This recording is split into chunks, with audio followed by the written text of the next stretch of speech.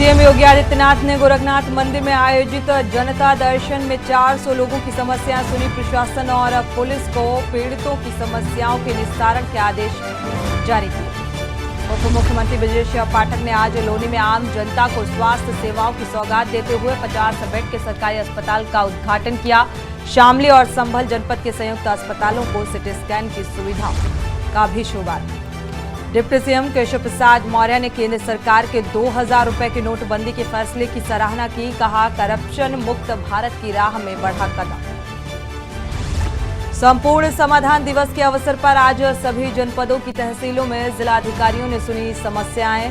संबंधित विभागों के अधिकारियों को समस्या की गुणवत्तापूर्ण निस्तारण के आदेश। समाज कल्याण मंत्री असीम अरुण ने मुख्यमंत्री सामूहिक विवाह योजना की ऑनलाइन निगरानी की, अधिकारियों को दिए निर्देश। और लोकसभा चुनाव 2024 के लिए आपका फैसला, वार्ड अध्यक्ष की तर्ज पर ग्रामीण क्षेत्रों में ग्राम सभा अध्यक्ष बनाने की तैयारी। गांव में पार्टी का अध्यक्ष बनाकर बढ़ाएगी ताकत। आप देख रहे हैं के न्यूज, खबरों का सारथी। खबर उत्तर प्रदेश के साथ, मैं सोनी चौहान। खबरों की शुरुआत करते हैं बड़ी खबर के साथ। लखनऊ से बड़ी खबर आपको बता दें, सेरेमनी को लेकर मंडलायुक्त की बैठक में मंडलायुक्त ने तैयारियों की जानकारी ली। सेरेमनी के लिए 170 उद्योगों को चिन्हित किया गया। उद्योग स्थापना के लिए सेल गठन करने के निर्देश भी दिए गए हैं। सेल के माध्यम से संबंधित समस्याओं का निस्तारण किया जाएगा। मंडलीय बैठक में रोशन जैकब के साथ अन्य अधिकारी भी मौजूद रहे। ग्राउंड सेरेमनी को लेकर यह मंडलायुक्त की अहम बैठक बताई जा रही है और इसमें तैयारियों की जानकारी ली जाएगी।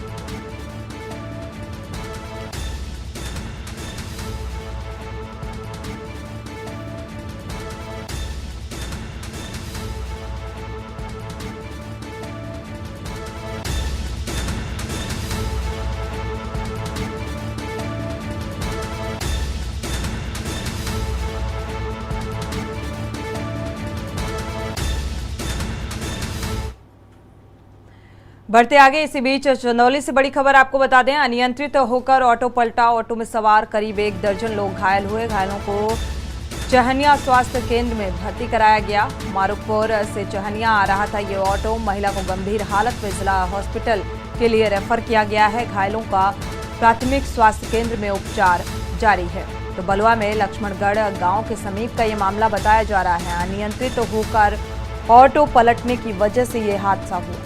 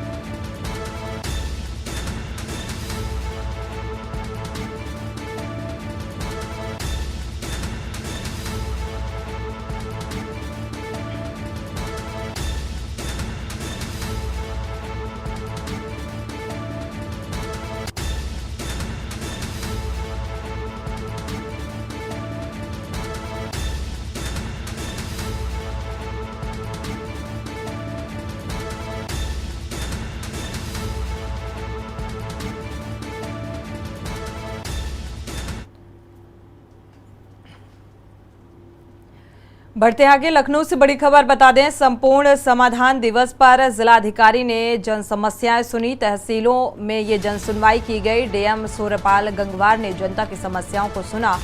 मोहनलालगंज तहसील में बड़ी संख्या में लोग पहुंचे और शिकायत लेकर पहुंचे।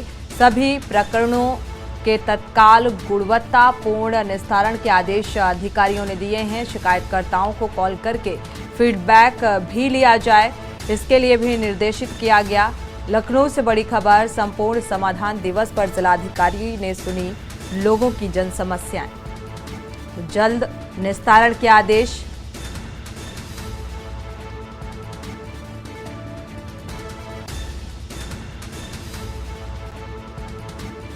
सभी तहसीलों में ये जन सुनवाई की गई समाधान दिवस पर।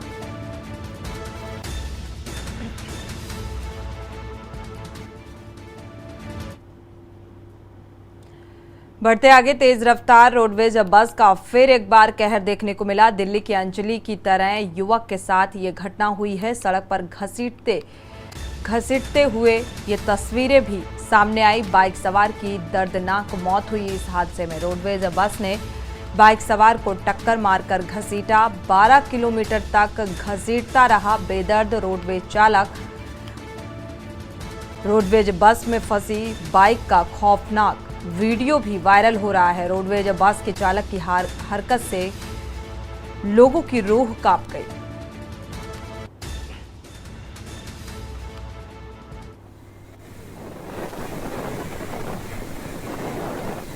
तो ये आप वीडियो भी देख पा रहे हैं, बेहद दर्दनाक, खौफनाक ये तस्वीरें विचलित कर देने वाली सामने आ रही हैं, जहां पर एक बार फिर से तेज रफ्तार का कहर कुछ इस तरीके से सामने आ रहा है। तो दिल्ली की घटना की एक बार फिर से याद तरोताज़ा हो जाती है इस तस्वीर को देखकर।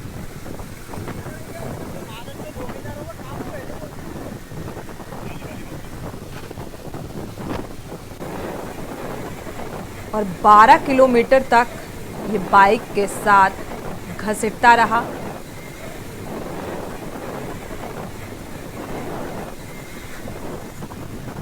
तो रोडवेज बस का कहर एक बार फिर से सामने आया।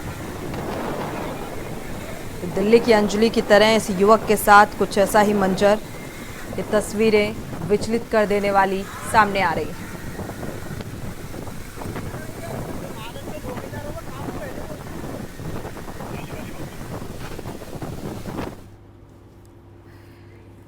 यहां रुकेंगे एक छोटे से ब्रेक के लिए, लौटेंगे जल्द।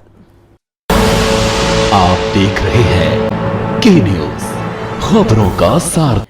ब्रेक से वापस आ रहे हैं, रुक करते हैं खबरों का। कानपुर के सेठ आनंद राम जयपुरिया स्कूल में हुए MUN कार्यक्रम में भारत के अलग अलग शहरों से आए बच्चों ने प्रतिभाग किया। कार्यक्रम का उद्देश्य सभी प्रतिनिधियों को भू राजनीति और अंतर्राष्ट्रीय संबंधों की पेचीदगियों का पता लगाने में सक्षम बनाना और एक ऐसा अनुभव प्रदान करना था जिससे प्रतिनिधियों को संयुक्त राष्ट्र और उसके सहायक अंगों के कामकाज की जानकारी मिल सके। प्रतिनिधियों में समृद्ध अनुभव, कूटनीति के उपयोग, नेतृत्व के गुणों को बढ़ावा दिया जा सके और इसी मकसद से इस तरह के कार्यक्रम का आयोजन लगभग एक दशक से किया जा रहा है।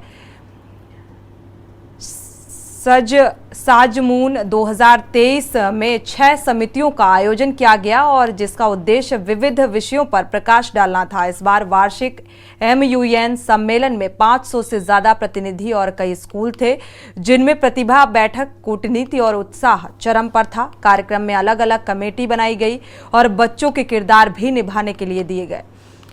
आपको बता दें, AIPPM यानी अखिल भारतीय राजनीतिक दलों की बैठक में बच्चों ने लोकसभा की तर्ज पर पूरे जोश के साथ काम किया। बच्चों ने PM मोदी, संजय सिंह, राहुल गांधी और निर्मला सीतारमण जैसे कई नेताओं के किरदार निभाकर भारतीय राजनीति को समझने का प्रयास किया। बच्चों से बात की हमारी संवाददाता गरिमा वाजपेयी ने। आज मैं मौजूद हूँ कानपुर के एक स्कूल में जो कि है सेठ आनंद राम जयपुरिया स्कूल और यहाँ पर एक खास इवेंट किया गया है। जी हाँ, अपने स्कूल के बच्चों के अंदर कई सारी स्किल्स को डेवलप किया जा सके, इस लिहाज से एक खास इवेंट हो रहा है जिसमें न सिर्फ इस स्कूल के बच्चों ने भाग लिया है बल्कि पूरे भारत से आए अलग अलग बच्चों ने इस स्कूल में भाग लिया है। इस इवेंट में खास वो रोल निभा रहे हैं। लेकिन क्या है ये पूरा इवेंट, हम जानते हैं आज के इस इवेंट होता है SAGMUN नाम है इसका। ये विगत 9 वर्षों से चल रहा है और ये इसका 9वां संस्करण है इसकी बार। इसमें all India political party meet हमारी कमेटी है, जिसमें भारत की जो भिन्न भिन्न प्रकार की पार्टियां हैं उनके नेता अपने बात को खोल के पेश कर सकते हैं। राजनीति है, हम राजनीतिकरण लोकतांत्रिक देश में रह रहे हैं, हमें उसके बारे में पता चल रहा है कि हमारे लोकतंत्र में क्या हो रहा है, क्योंकि हमारे बोलने से ही हमारे लोकतंत्र में बदलाव होगा। हमारे देश में एक लोकतांत्रिक है, तानाशाही वाला कोई काम नहीं, इस वजह से हम अपनी बात को रख सकते हैं और इससे जो हमारे अंदर की जागरूकता है, लोगों में जो जागरूकता फैली, उससे पूरे देश में और बच्चों को अंदर से एक हौसला मिलता है कि हाँ, हम भी देश के लिए एक प्रतिनिधि का काम करें। तो सेठ आनंद राम जयपुरिया में होने वाले इस इवेंट में अलग अलग स्कूलों से आए हैं बच्चे, पूरे देश से यहाँ पर बच्चों ने प्रतिभाग किया है। और आज हमारे साथ में लखनऊ के एक स्कूल की छात्रा मौजूद हैं जो फिलहाल AIPPM की कमेटी में उद्धव ठाकरे का किरदार निभा रही हैं, शिवसेना के बड़े लीडर, जिम्मेदार लीडर।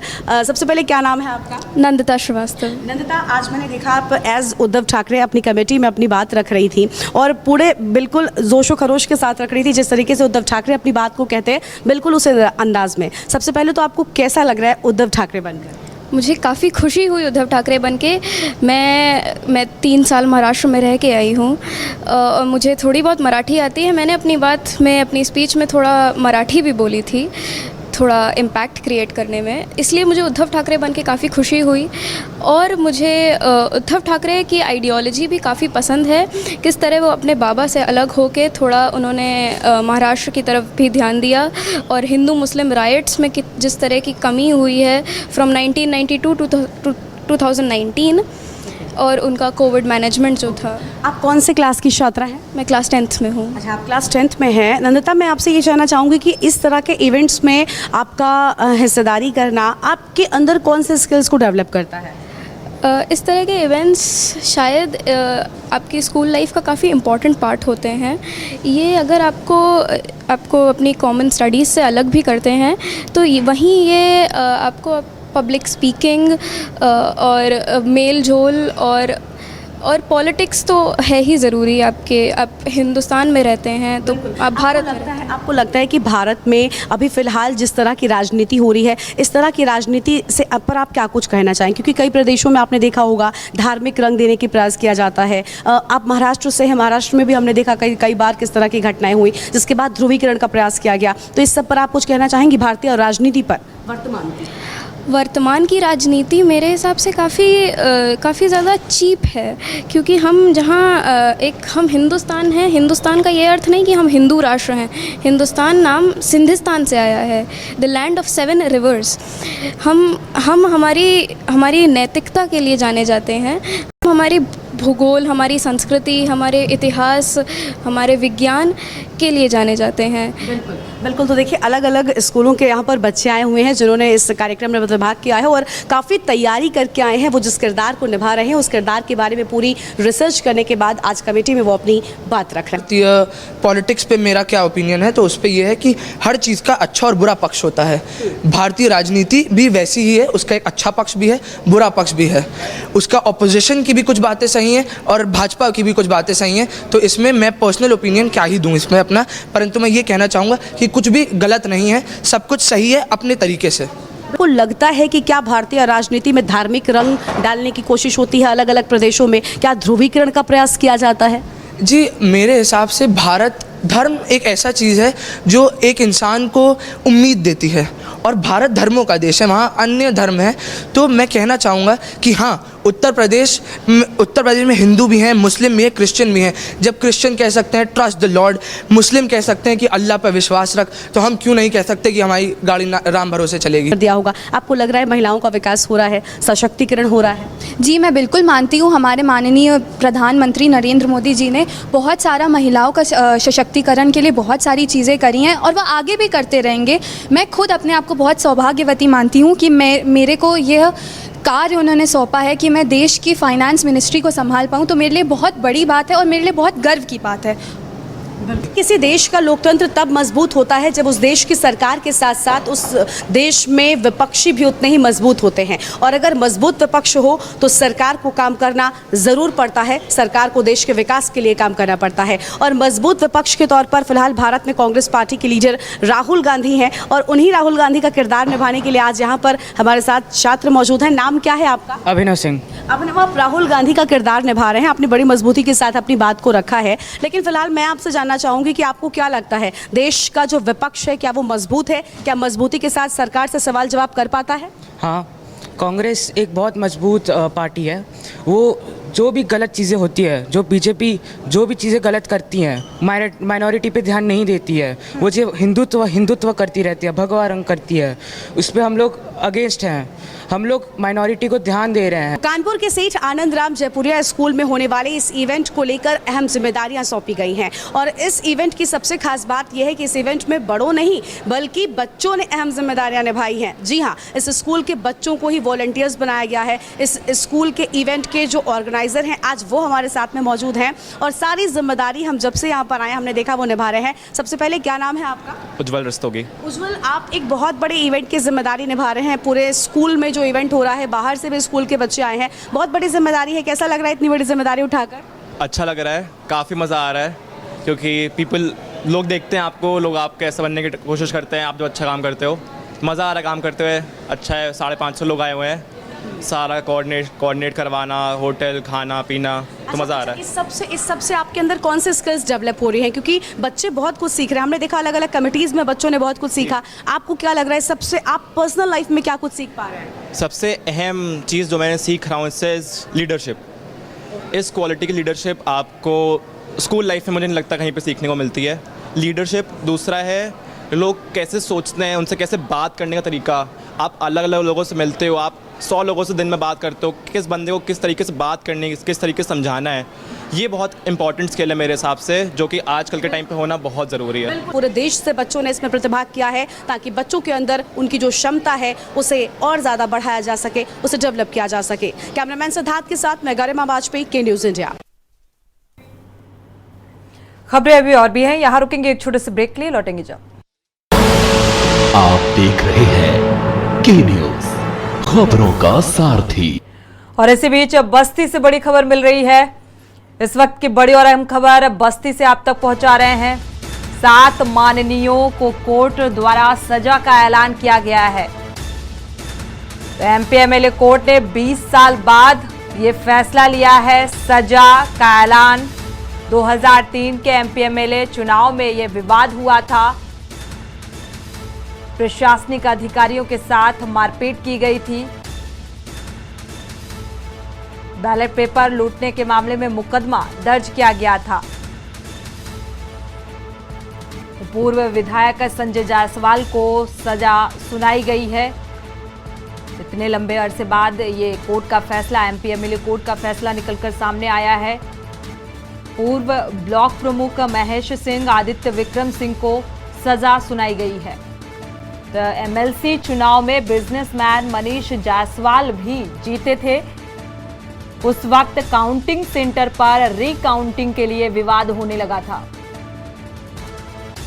तो अभियुक्त काउंटिंग सेंटर में जबरन घुसने लगे थे और ये मामला कोर्ट में विचाराधीन था। तत्कालीन सीईओ ओम प्रकाश सिंह के साथ हाथापाई भी की गई थी, यानी कि मारपीट का मामला, और मुकदमा दर्ज किया था। 7 माननीयों को कोर्ट द्वारा सजा का ऐलान।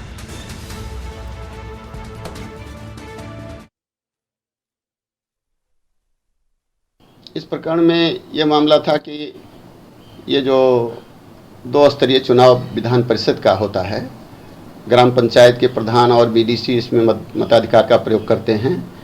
एमएलसी के चुनाव में श्रीमती कंचना सिंह प्रत्याशी थी और श्री मनीष जायसवाल प्रत्याशी थे।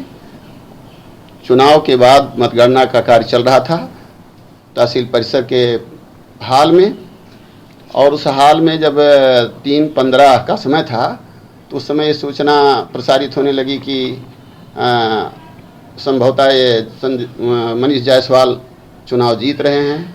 उसके बाद से कुछ लोगों के साथ, सहयोगियों के साथ, ये सभी 7 लोग तहसील परिसर में उस हाल में जिसमें मतगणना चल रही थी वहाँ ये लोग पहुँच गए और जाते समय गेट से लेकर के हाल तक जो पुलिसकर्मी आए उनसे उनको इधर उधर करते हुए, धक्का मुक्की होते हुए हाल में पहुँचे और वहाँ पुनः मतगणना का मांग करने लगे। इसी बात के लिए विपक्षों द्वारा विरोध किया गया, जिस पे कहासुनी हुई थी और कुछ कुर्सियाँ टूटी थीं, कुछ मतपत्र गायब हुए थे और कुछ ज़्यादा हंगामा हो गया, जिसमें पुलिसकर्मी थे सीईओ ओम प्रकाश सिंह, जो सीईओ कलवारी समय हुआ करते थे, उनको चोटें आई थीं।